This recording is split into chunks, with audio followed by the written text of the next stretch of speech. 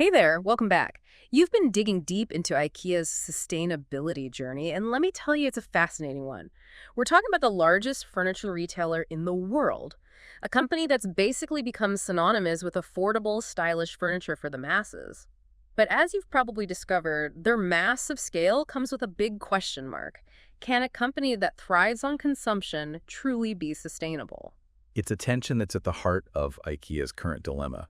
They've built an empire on democratizing furniture, making it accessible to everyone, but that success has come at a cost to the environment. Right. I mean, think about it. IKEA's flat pack designs and efficient shipping revolutionized the industry. But they also made it easier for people to buy, assemble, and ultimately discard furniture more frequently. This fast furniture phenomenon, as some call it, has contributed to a staggering increase in furniture waste. We're talking about a 460% jump since 1960, with most of that ending up in landfills. And IKEA, being the giant that they are, is under intense scrutiny for their role in this environmental challenge. Their wood sourcing practices in particular have been a source of controversy. That's where this deep dive gets really interesting. You've shared a case study from the University of Michigan, IKEA's sustainability options, circular economy, green growth, or degrowth, along with a bunch of articles and reports. And they all paint a pretty complex picture. The case study lays out these three major sustainability philosophies: circular economy, green growth, and degrowth as potential paths forward for IKEA. Each one offers a different approach, and IKEA has been experimenting with elements of all of them. Like they're standing at a crossroads trying to figure out which direction to take. But before we jump into the different philosophies, I think it's helpful to understand how IKEA got to this point. They've been around for a while, right? Oh yeah, their story goes back to 1943 in Sweden. A young Ingvar Kamprad started the company with a simple but powerful vision: to create a better life for as many people as possible, whatever the size of their wallet. So from the beginning, they were all about affordability and accessibility. But it wasn't an overnight furniture empire. They started by selling all sorts of things: matches, pens, picture frames. The turning point came in 1948 when they introduced furniture to their catalog. And then the real game changer was their innovative in-store experience. Those elaborate showrooms let customers visualize IKEA products in their own homes, making the whole shopping experience fun and engaging. And who can resist those Swedish meatballs? It's all part of the IKEA magic. But as their popularity soared, so did their environmental footprint. By the 1990s, their massive consumption of wood, about 1% of the world's total lumber supply each year, put them in the spotlight. They faced accusations of unsustainable logging practices, particularly in sensitive areas like Russia's boreal forests, which are vital carbon sinks for the planet. This is where the tension between IKEA's commitment to affordability and the growing demand for responsible sourcing really came to the forefront. Okay, so it's clear that IKEA has a long and complex history with sustainability. Let's dive into the first philosophy you mentioned, the circular economy. I get the basic idea: reduce, reuse, recycle. But how does that actually play out in a company like IKEA? Well, imagine a world where products are designed to be easily disassembled, repaired, and repurposed. Instead of ending up in landfills, materials circulate continuously, minimizing waste and pollution. So it's like a closed loop where resources are constantly being reused and regenerated. I can see how that would be ideal, but how does that work in practice? It sounds pretty ambitious. It is, but there are some real-world examples.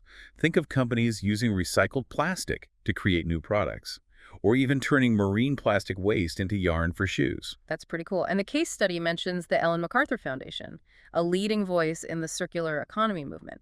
They have these three key principles, right? Exactly. Eliminate waste and pollution, circulate products and materials at their highest value, and regenerate nature. It's not just about reducing harm, but actively restoring the environment. Okay, so how is IKEA applying these principles? I know they've been talking about circular design for a while now. They're actually doing some interesting things. They've introduced furniture lines designed for disassembly and reuse. Think of the extendable bed that grows with a child, eliminating the need to buy a new one every few years.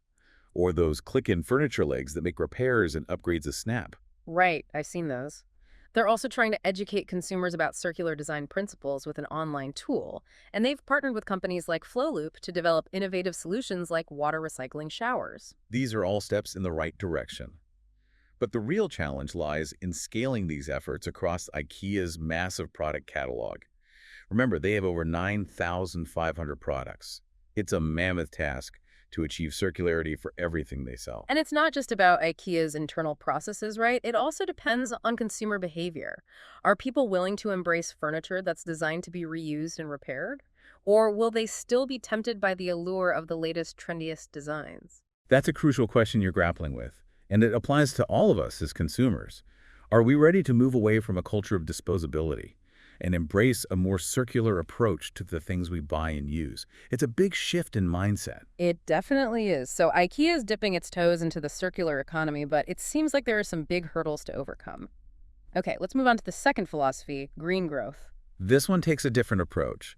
It's about finding ways to decouple economic growth from environmental impact, essentially suggesting that we can continue to grow our economies without trashing the planet. That sounds almost too good to be true. How is that even possible? Wouldn't that require some major technological breakthroughs? It would, and that's where the IPA equation comes in. It's a model used to understand the factors that contribute to environmental impact. Basically, it states that impact is a function of population affluence and technology. Okay, so the idea behind green growth is that we can reduce our impact by focusing on the technology factor. Even if population and affluence continue to rise, Exactly. By developing cleaner, more efficient technologies and processes, we can theoretically reduce our overall environmental footprint. It's also a strategy that can offer companies like IKEA a way to market themselves as sustainable, differentiating their brand and potentially appealing to environmentally conscious consumers. so has IKEA been successful with this approach? They've certainly been trying. They've been incorporating green growth principles into their operations since the 1990s, with initiatives like their Responsible Forestry Program and the Highway Supplier Code of Conduct, which sets environmental and social standards for their suppliers. But haven't there been some controversies surrounding their wood sourcing practices, even with these initiatives in place? Absolutely. And that brings us to one of the big criticisms of green growth. Is it truly sustainable for companies operating on a massive scale like IKEA? Or is it just a clever form of greenwashing, where companies make themselves appear more environmentally friendly than they actually are? That's a good point. It makes me think about the FSC certification, the Forest Stewardship Council label we often see on wood products. IKEA relies heavily on FSC-certified wood, but even that system has faced criticism for not being strict enough and for cases of fraud and illegal logging happening even in certified forests. It's a complex issue. And IKEA's response to those criticisms has been interesting. They've actually started buying up forests themselves. Their logic is that owning the land gives them more control over how it's managed and ensures a sustainable supply of wood for their products. But does that really solve the problem, or does it just shift the responsibility? And wouldn't owning vast tracts of forest land present its own set of environmental challenges? It's a question that deserves further exploration. It definitely does. And it's a question you're wrestling with as you dig into IKEA's sustainability journey. Can a company that relies on such vast quantities of resources truly achieve sustainability, even with the most advanced technologies and responsible sourcing practices? It makes you wonder, are we as consumers being tricked by these eco-friendly labels? Or are we genuinely making a difference by choosing products that are supposedly better for the environment? It's a lot to think about. It really is, and it's something we all need to be more aware of. Greenwashing is a real concern, and it's up to us as informed consumers to look beyond the marketing claims and really scrutinize the practices of companies claiming to be sustainable. Okay, so we've covered the circular economy and green growth, two very different approaches to sustainability. And then there's this third philosophy, degrowth, which seems even more radical. Now, this is where we venture into truly uncharted territory. I'm intrigued. Let's hear more about this degrowth idea. So degrowth, what's the core idea here? It sounds a little ominous, to be honest. Are we talking about shrinking the economy? In a way, yes. Degrowth challenges the fundamental assumption that endless economic growth is necessary or even desirable for societal well-being. It argues that our current model of consumption is simply unsustainable in the long run. We're exceeding the planet's carrying capacity, depleting resources, and generating waste at an alarming rate. That's a pretty stark assessment. But how does degrowth propose to address these issues? Does it mean going back to living in caves and foraging for food? Not quite. Degrowth isn't about deprivation or going backwards. It's about intentionally scaling back consumption and production to levels that are compatible with ecological limits. It's about shifting our focus from material accumulation to well-being, social justice, and a deeper connection with nature. Okay, so it's a pretty radical shift in mindset. But is this even a realistic possibility? Our entire economic system is built on the idea of growth. That's the central question, isn't it? Can we transition to a system that prioritizes sufficiency over excess quality over quantity? It's a tough one to wrap my head around. I mean, how do businesses function in a degrowth economy? It seems like it would be impossible to make a profit if everyone is buying less stuff. Degrowth proponents acknowledge that it would require a major restructuring of our economic systems. But they point to examples of businesses already embracing degrowth principles, like Patagonia with their Don't Buy This Jacket campaign. That's right, I remember that ad. It was pretty bold for a clothing company to encourage people not to buy their products. Exactly. They actually encourage customers to repair their old gear, buy used items, and think twice before making new purchases. And this idea of reducing consumption is gaining traction in other areas as well. The de-influencing trend on TikTok, where people are pushing back against the pressure to constantly buy new things, is another example. That's interesting. It seems like there's a growing awareness, especially among younger generations, that our current consumption patterns are unsustainable and maybe even making us less happy. Precisely. Degrowth is about questioning those assumptions and exploring alternative models that prioritize well-being over material wealth. So how does all of this relate to IKEA? They're a company that's built on selling affordable furniture to the masses. It seems like their entire business model would need to be completely reimagined to fit into a degrowth framework. It would certainly require some significant changes. But the case study you shared mentions an interesting concept called business for sufficiency, which explores how companies can adapt to a less consumption-driven world. What kind of strategies are we talking about? Well, imagine IKEA offering furniture rental services, allowing customers to access the furniture they need without having to buy it outright. They could also expand their buyback and resell program, making it easier for people to give their old furniture a second life. And instead of focusing on constantly releasing new designs, they could emphasize the durability and longevity of their products, encouraging customers to keep their furniture for longer. Those are some interesting ideas. It would be fascinating to see how IKEA, with its global reach and innovative spirit, could actually implement these types of degrowth strategies. It would be quite a shift, wouldn't it? And it's hard to say whether their customer base, which is accustomed to IKEA's affordability and wide selection, would embrace this new approach. It makes me wonder if degrowth is just a utopian ideal, something that sounds good in theory but is impossible to implement in the real world. Or could it be a practical solution to the environmental challenges we face, a way to reimagine our relationship with stuff and create a more sustainable and fulfilling way of life? It's a lot to consider. It's a question worth pondering. And it brings us back to the core question of this deep dive. What is the best path forward for IKEA and for all of us as we navigate this complex landscape of sustainability? Well, we've explored three distinct philosophies: circular economy, green growth, and degrowth, each offering a different perspective on how we can create a more sustainable future. And as you've seen, IKEA has been grappling with all three, trying to find a way to balance its commitment to affordability and accessibility with the growing need to address its environmental impact. And it's not just about IKEA, right? It's about all of us as consumers. The choices we make every day, the products we buy, the companies we support, all contribute to the bigger picture. Exactly. This deep dive has given you a deeper understanding of the complexities of sustainability and the different approaches being explored. And now, armed with this knowledge, you're better equipped to evaluate IKEA's actions and to make more informed decisions as a consumer. Speaking of IKEA's actions, the case study mentions that they're still aggressively expanding, opening new stores all over the globe.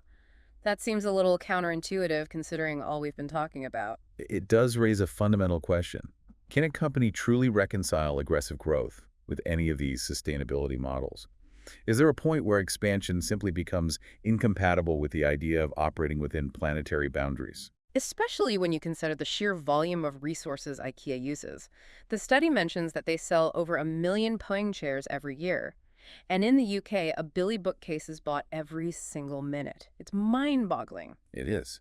And those statistics highlight the immense scale of their operations.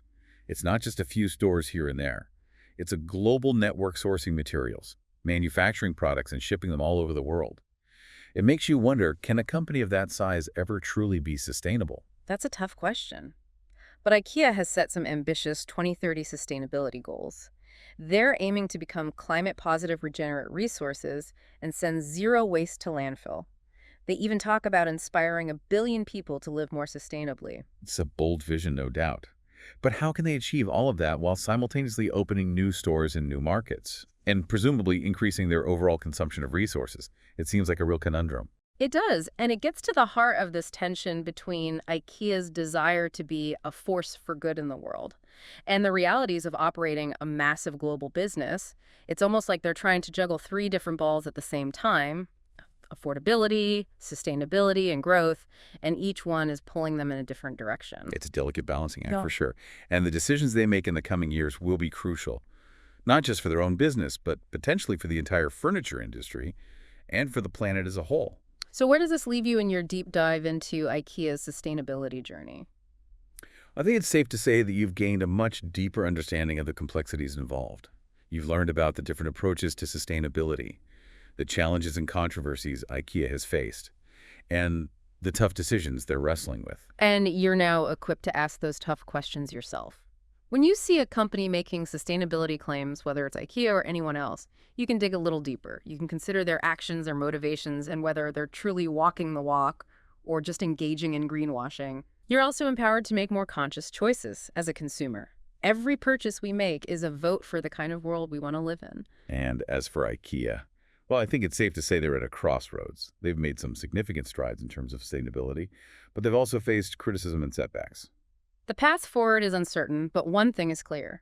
The choices they make in the next few years will have a significant impact, not just on their own business, but potentially on the entire furniture industry and on the planet as a whole. So that wraps up our deep dive into IKEA's sustainability journey. It's a complex and evolving story with no easy answers.